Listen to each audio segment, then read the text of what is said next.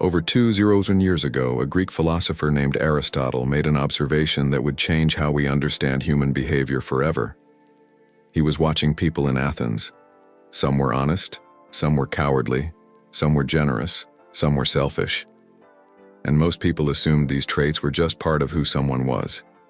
That you were born brave or born weak, born disciplined or born lazy. But Aristotle saw something different.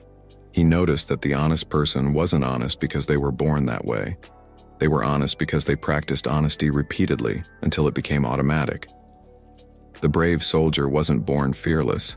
They had acted courageously so many times that courage became their default response. The disciplined scholar wasn't naturally focused. They had built focus through years of deliberate practice. And from this observation, Aristotle arrived at one of the most profound truths in all of philosophy. We are what we repeatedly do. Excellence, then, is not an act, but a habit. Think about what that actually means. Your character isn't fixed, your personality isn't set in stone. Who you are right now is simply the sum of what you've been doing repeatedly. If you've been repeatedly avoiding hard things, you've become someone who avoids hard things. If you've been repeatedly showing up, you've become someone who shows up. This is both liberating and terrifying. Liberating because it means you can change. Terrifying because it means you're responsible. You can't blame genetics or circumstances or bad luck. If you don't like who you are, it's because you haven't built different habits yet.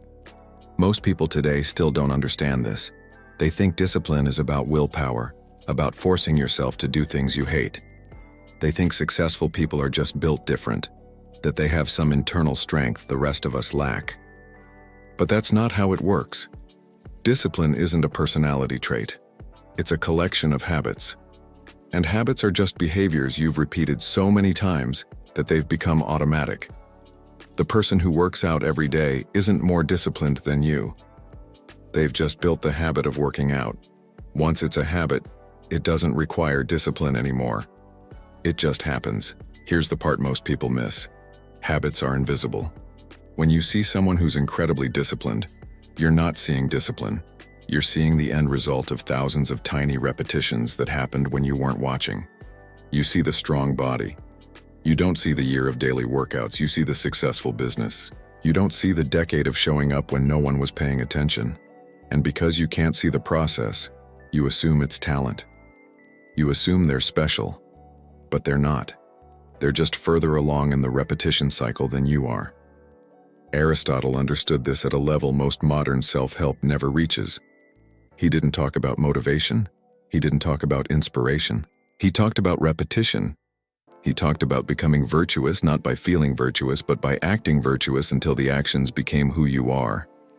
He said, "We become just by doing just acts, temperate by doing temperate acts, brave by doing brave acts." It's not about feeling brave and then acting. It's about acting brave until you become brave. The feeling follows the action, not the other way around. This is the opposite of how most people try to change. They wait to feel motivated before they act. They wait to feel confident before they try. They wait to feel disciplined before they start the routine. And they wait forever because feelings don't create habits. Actions create habits. And habits create feelings. So when you see someone who seems effortlessly disciplined, someone who just naturally does the right things, someone who appears to have it all figured out, understand this. They're not effortless. They're automated. They've done the thing so many times that their brain doesn't question it anymore. It's just what they do. And here's the beautiful part. You can do the same thing. You can build habits so strong that discipline becomes your default. You can automate excellence. You can become the kind of person who just naturally does the hard things because you've done them so many times that they're not hard anymore. But it requires something most people aren't willing to give. Time and repetition. Not intensity, not perfection. Just showing up, over and over, until the showing up becomes who you are. Aristotle's insight was simple but profound. You don't need to be born disciplined.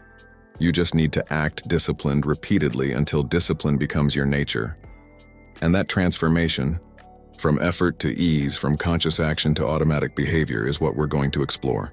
Let's talk about what's actually happening in your brain when you build a habit. Because Aristotle was right, but he didn't have neuroscience. Now we do. And the science confirms everything he observed. When you perform a new behavior for the first time, your prefrontal cortex is working hard. This is the part of your brain responsible for conscious decision-making, planning, and self-control. Every step requires thought. Should I do this? How do I do this? What comes next? This is mentally exhausting. This is why new behaviors feel so hard. You're using the most energy-expensive part of your brain. And your brain, being efficient, doesn't want to do this forever. So it looks for a shortcut. If you repeat the behavior enough times, something remarkable happens. The behavior starts to transfer from the prefrontal cortex to the basal ganglia, the part of your brain that handles automatic processes. This is the same part that controls walking, breathing, and other actions you do without thinking. Once a behavior is encoded in the basal ganglia, it becomes a habit. And habits don't require willpower. They don't require decision-making. They just run. This is why you can brush your teeth while thinking about something completely different. Your basal ganglia has taken over. The process is called habit formation, and it follows a specific pattern that researchers call the habit loop. Cue, routine, reward. The cue is the trigger. It's a specific time, place, emotion, or preceding action that signals your brain to initiate the behavior. For example, waking up might be the cue for your morning coffee. Stress might be the cue for scrolling social media. The cue tells your brain which habit to activate. The routine is the behavior itself, the actual action you take in response to the cue. Making coffee, scrolling your phone, going for a run. The reward is what your brain gets from the routine. It's the payoff, the dopamine hit, the sense of satisfaction. And this is crucial because the reward is what makes your brain want to repeat the loop. If there's no reward, the habit won't stick. Here's where it gets interesting. Your brain can't tell the difference between good habits and bad habits. It just recognizes patterns that get rewarded. So if you repeatedly eat junk food when you're stressed and it makes you feel better temporarily, your brain will encode that as a habit. Stress becomes the cue. Eating junk becomes the routine. Feeling better is the reward, and the loop solidifies. The same process builds positive habits. If you put on your workout clothes as soon as you wake up, and you feel accomplished after the workout, your brain starts to encode that loop. Waking up becomes the cue. Working out becomes the routine. Feeling strong is the reward. Studies show that it takes an average of 66 days for a new behavior to become automatic. Some habits form faster, some slower, depending on complexity. But the principle is the same. Repetition plus reward equals automation.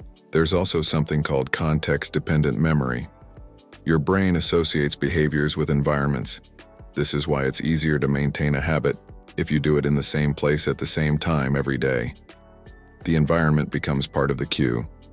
Your brain recognizes the context and automatically initiates the behavior. This is why people often fail when they travel. Their environment changes. The cues disappear. And suddenly, the habits that felt automatic at home require willpower again. The habit wasn't as strong as they thought. It was just heavily supported by environmental cues. Now here's the neurological reason habits are so powerful. They free up cognitive resources. When a behavior is automatic, your brain doesn't have to think about it. That frees up mental energy for other things. This is why people who have strong habits in one area often excel in others.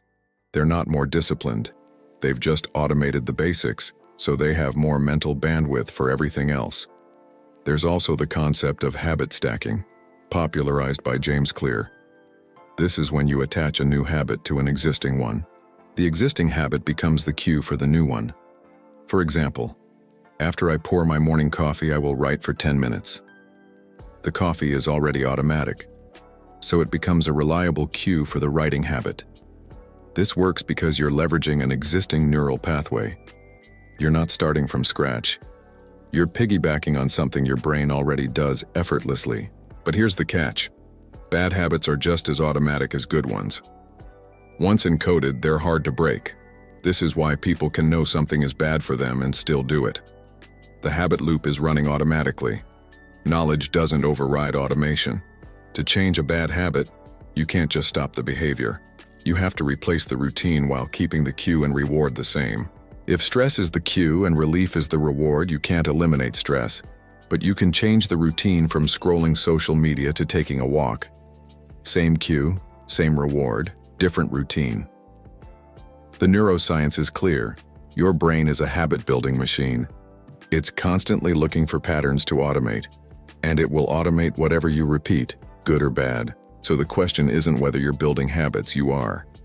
The question is, are you building the habits that create the person you want to become? Aristotle said, "We are what we repeatedly do." Neuroscience says he was exactly right. Your repeated actions literally rewire your brain, and that rewiring determines who you are. Here's the part that most people underestimate. Small habits compound. They don't feel significant in the moment, but over time, they create massive change. Imagine you improve by just 1% every day. It doesn't feel like anything. Day 1 to day 2, you barely notice a difference. But if you improve 1% every day for a year, you're not 365% better. You're 37 times better. That's the math of compounding. Now imagine the opposite. If you decline by 1% every day, by the end of the year, you've declined to nearly 0. This is why small habits matter so much. They seem insignificant, but they're either building you or breaking you, silently, every single day. Most people overestimate what they can do in a day and underestimate what they can do in a year. They want dramatic results immediately, so they start intense routines. They work out 2 hours a day. They completely overhaul their diet. They wake up at 4 a.m. And for a week, maybe 2, they sustain it. But then they crash, because intensity isn't sustainable. People who build discipline through habit understand this. They don't start big, they start small. Absurdly small, so small it feels stupid. But that's the point, because small is sustainable, and sustainable is what lasts. James Clear talks about this in Atomic Habits. He calls it the 2-minute rule. If you want to build a habit, start with a version that takes 2 minutes or less. Want to read more? Read 1 page. Want to work out? Do 1 push-up. Want to meditate? Sit for 1 minute. This sounds ridiculous, but it works because it removes resistance. Your brain can't argue with 1 push-up. It's too easy to say no, so you do it. And once you're down on the floor, you often do more. But even if you don't, you've done 1. And 1 is infinitely more than 0. The goal isn't the push-up. The goal is showing up. Because showing up builds identity. Every time you show up, even in the smallest way, you're casting a vote for the kind of person you want to become. And over time, those votes accumulate. Eventually, the identity shift happens. You stop being someone trying to work out. You become someone who works out. This is the concept of identity-based habits. Most people focus on outcomes. They want to lose 20 pounds, run a marathon, build a business. But outcome-based goals are fragile. Because if you don't hit the outcome, you feel like a failure, and you quit. Identity-based habits are different. They focus on becoming a type of person. Not, I want to lose weight, but I'm becoming someone who takes care of their health. Not, I want to write a book, but I'm becoming a writer. And here's the key. You become that person through small, repeated actions. You don't need to write a book to be a writer. You just need to write. Every day. Even if it's 1 sentence. Because every time you write, you're proving to yourself that you're a writer. And your brain updates your self-image accordingly. There's also something called the plateau of latent potential. This is the frustrating period where you're doing the work, but you're not seeing results. You're working out, but you don't look different. You're saving money, but you're not rich. You're learning, but you're not skilled. This is where most people quit. They think the habit isn't working, but the habit is working. It's just working underground. You're in the valley of disappointment. Results lag behind effort. But if you keep going, eventually you break through. And when you do, the results come fast. Think of it like ice melting. You're in a room that's 25 degrees. You raise the temperature to 26. Nothing happens. 27. Still frozen. 28, 29, 30, 31. Still ice. But at 32 degrees, it melts, all at once. Did the change happen at 32? No. It was happening the whole time. You just couldn't see it. This is how habits work. You're building neural pathways. You're reinforcing identity. You're creating momentum. And for a while, nothing visible changes, but underneath everything is changing. And one day, seemingly overnight, you're different. Not because of that day, because of all the days before it. The ancient Greeks understood this. They had a concept called eudaimonia, often translated as flourishing or human excellence. And Aristotle believed eudaimonia wasn't a destination. It was a byproduct of living virtuously, consistently over time. It was the compound effect of good habits. So if you're frustrated because your habits aren't producing results yet, understand this. You're in the compounding phase. You're building, you're accumulating, and the results will come. Not because of one heroic effort, but because of 1,000 tiny efforts that no one saw. Small habits don't feel powerful, but that's exactly why they are. Because they're easy to dismiss, people dismiss them, and people who dismiss them stay the same.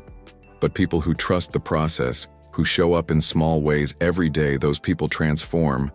And the transformation isn't loud, it's quiet, it's subtle. Until one day you wake up and realize you're not the same person you were a year ago. Not because you had a breakthrough, because you built brick by brick, habit by habit, a completely different version of yourself. Not everyone builds habits the same way. There are different strategies, different motivations, different psychological profiles. Let's break them down. The systematic architect. This person treats habit building like engineering. They track everything. They measure progress. They optimize variables. They've read all the books, tested all the methods, and built a personalized system that works for them. They know exactly which cues trigger which behaviors. They've designed their environment down to the smallest detail. For them, habit building is intellectual. It's a puzzle to solve. The risk is over-optimization. They can spend so much time perfecting the system that they forget to actually live. The identity-first builder. This person starts with who they want to become, then reverse engineers the habits. They don't say, I want to run a marathon. They say, I'm becoming a runner. And then they ask, what does a runner do? And they do that. Every action is a vote for their desired identity. This approach is powerful because it's self-reinforcing. The more you act like the person you want to be, the more you believe you are that person. The risk is identity becomes rigid. If their identity is too narrow, they can't adapt when life changes. The environment designer. This person doesn't rely on willpower at all. They design their environment to make good habits inevitable and bad habits impossible. They remove junk food from the house. They put their running shoes by the bed. They delete social media apps. They automate savings. They understand that willpower is finite, but environment is constant. So they make the environment do the work. The risk is fragility. When their environment changes, travel, moving, life disruption, their habits often collapse because they never developed internal discipline. The streak keeper. This person is motivated by not breaking the chain. They track their habits visually, often with a calendar or app. Every day they complete the habit, they mark it, and over time the streak becomes its own reward. They don't want to see a gap. The psychological momentum of the streak pulls them forward even on days they don't feel like it. The risk is rigidity. If they break the streak, even for a good reason, they often collapse entirely. They lose motivation because the streak is gone. The group anchored. This person builds habits through community. They join a gym, a running club, a writing group. They need external accountability and social reinforcement. Doing it alone doesn't work for them, but doing it with others makes it sustainable. The presence of the group creates social pressure and social reward. The risk is dependency. If the group dissolves or they move away, the habit often dies because it was never internally anchored. The philosopher. This person builds habits because they're aligned with a deeper value system. They meditate because they value inner peace.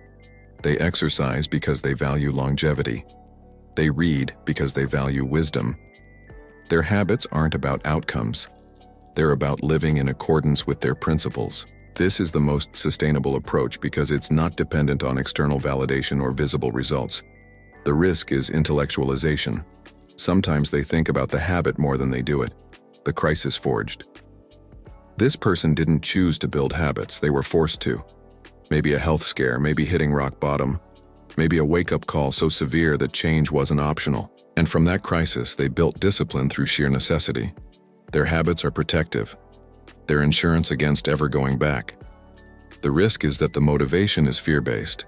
And fear, while powerful short-term, is exhausting long-term. Here's what all successful habit builders have in common. They've made peace with imperfection. They don't need the habit to be perfect. They just need it to be consistent. They've accepted that some days will be hard, some days they'll barely show up. But showing up at 20% is better than not showing up at all. They've also internalized the truth that Aristotle taught. Habits aren't about the action, they're about the identity. Every time you show up, you're not just doing the thing, you're becoming the kind of person who does the thing. And that shift from doing to being is what makes habits permanent. Let's talk about the shadow side of habits. Because habits, when taken to extremes, can become prisons. There's a point where healthy routine becomes unhealthy rigidity, where consistency becomes compulsion, where the habit that once served you starts to control you. And many people don't realize they've crossed that line until it's too late. Rigidity is when you can't deviate from the habit without anxiety. You have to work out at exactly 6 a.m. If something disrupts the schedule, you feel off all day. You have to eat the same meals. If you're traveling or at a social event and can't stick to the plan, you feel guilty. You have to follow the routine. Always. No exceptions. No flexibility. This isn't discipline. This is obsessive-compulsive behavior, and it's not healthy. The problem is that rigid habits make you fragile. Life is unpredictable. Things change. You get sick. You travel. Emergencies happen. And if your entire sense of stability is built on maintaining exact routines, what happens when you can't? You collapse. You feel like you've failed. And often you abandon the habit entirely because you can't do it perfectly. There's also the issue of opportunity cost.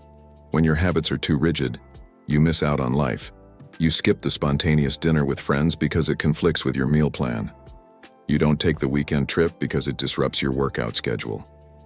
You say no to experiences because they don't fit the system. And here's the cruel irony. You built the habits to improve your life, but now they're limiting your life. You've optimized yourself into a corner. Then there's identity entanglement. When your entire identity is built on your habits, losing them feels like losing yourself. The person who defines themselves as someone who never misses a workout will have an identity crisis the moment they get injured and can't train. The person who's built their self-worth on their routine will feel worthless when life forces them to break it. This is dangerous because it makes you brittle. Resilient people can adapt. They can handle disruption. But if you're too attached to your habits, you can't.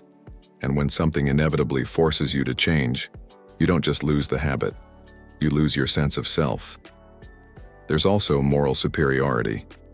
People who are extremely habit-driven sometimes start judging others who aren't. They see people who sleep in, who eat spontaneously, who don't track everything, and they feel contempt. They've made discipline a virtue and lack of discipline a sin, and that judgment creates distance in relationships. But here's the deeper question. Are your habits serving your life, or is your life serving your habits? Because there's a difference. Healthy habits support the life you want to live. Unhealthy habits become the life itself. If you're so focused on maintaining the routine that you've forgotten why you started, that's a problem. If the system has become more important than the outcome, that's a problem. If you're afraid to break the habit even when breaking it would be the right choice, that's a problem. The healthiest people who build habits are also the ones who know when to break them. They have routines, yes, but they also have flexibility. They can skip a workout when they're exhausted and not feel guilty. They can eat something unplanned at a celebration and enjoy it. They can take a day off when they need it. They understand that the goal of habits isn't perfection, it's direction. As long as you're moving in the right direction most of the time, you're fine. One missed day doesn't undo months of progress. One spontaneous choice doesn't destroy discipline. In fact, intentional breaks can strengthen habits. They prove to yourself that you're in control, not the habit. They show you that you can choose when to follow the routine and when to deviate. And that choice, that agency, is what separates healthy discipline from compulsion. So if you're building habits, build in flexibility. Allow for exceptions. Give yourself permission to adapt. Because life isn't static, and habits that can't bend will eventually break. Aristotle believed in the golden mean, the idea that virtue exists between extremes. Too little discipline is chaos. Too much discipline is rigidity. The sweet spot is in the middle, enough structure to support growth, enough flexibility to adapt to life. And that balance, that ability to be both disciplined and adaptable, is what creates sustainable excellence. So how do you actually build habits that last? How do you apply Aristotle's wisdom in a way that's practical, sustainable, and actually works? Here's the framework. Start ridiculously small. Don't try to overhaul your entire life at once. Pick one habit. Make it so small it feels almost stupid. Want to exercise? Start with one push-up. Want to read? One page? Want to meditate? One breath. The goal is to make it so easy you can't say no, because once you start, momentum takes over. Attach it to an existing habit. Use habit stacking.